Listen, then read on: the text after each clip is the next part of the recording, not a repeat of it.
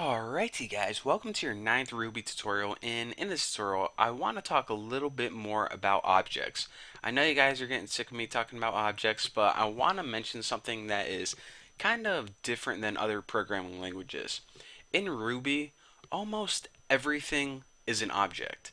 Now we already saw that we can create classes, and from our classes we can create objects, and we can use those objects to access the attributes and methods and all that good stuff. But did you know that Ruby already has some classes and methods already built into it before we even create anything? So let me go ahead and show you guys an example.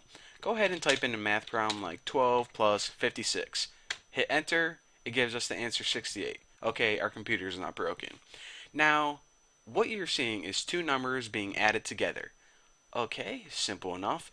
But did you know that these numbers are actually objects in Ruby? Pretty mind-blowing, huh? So, remember I said that every object has to come from a class. Well, these objects are already built in to a class that already came with Ruby, and this class is called fixNum. And you know how I said that objects have a couple things? They have attributes and they have methods. Well, the plus sign right here is actually a method. Instead of printing stuff out on the screen like we did in this method right here, which is, what was it called, talk, the job of this method is to add two numbers together. Now, here's the cool thing. To find out what class an object belongs to, you can use the .class method. So you know how up here we created a class called Bucky and we created an object BO. So say we were programming and it was a couple minutes later and we had that BO object and we forgot what class it belonged to. Well, in order to find out what class this object came from, just go ahead and write the name of your object, .class, and go ahead and hit enter.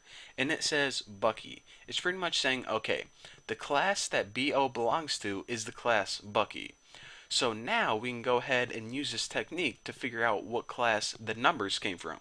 So type any random number like 36 and type .class. Now whenever you run the .class method, it's going to tell us what class this number came from. And then we go ahead and hit enter and it says fixNum. And you're scrolling up, you says, fixNum, where the heck did I make that? Well, actually, fixNum is a built-in class that came with Ruby already. So like I said, there's already some built-in classes and built-in methods that came with Ruby, and these methods include adding numbers together, simple math, and some other things as well. Now, on the topic of built-in classes and built-in methods, I guess I might as well talk to you guys about something called kernel methods. Now, kernel methods are commonly used methods, and again, these are ones that are already built into Ruby, so, don't look for a class called kernel or something. Kernel methods are commonly used methods that any class can use. One example of this is puts. Now, puts is a method that we didn't write ourselves, but we get it whenever we download Ruby. Now, in order to write this method, we don't actually have to write the class and then the dot and then the method like we did whenever we actually wrote our own methods. So we don't have to do anything like ruby.puts or kernel.puts, although we can actually write it like this. So just remember this. Whenever we have these kernel methods, we can just go ahead and write the method name, and we don't have to write an object name before it. But I know that can get kind of confusing that some methods you can just write alone, and other methods that you create you have to write the object and then a dot and then the method name.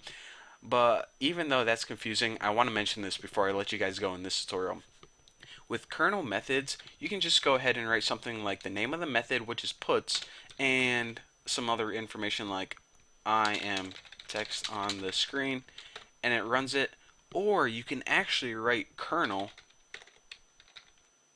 if you want, and then use a dot separator. So in this case, with kernel methods, the dot separator is optional.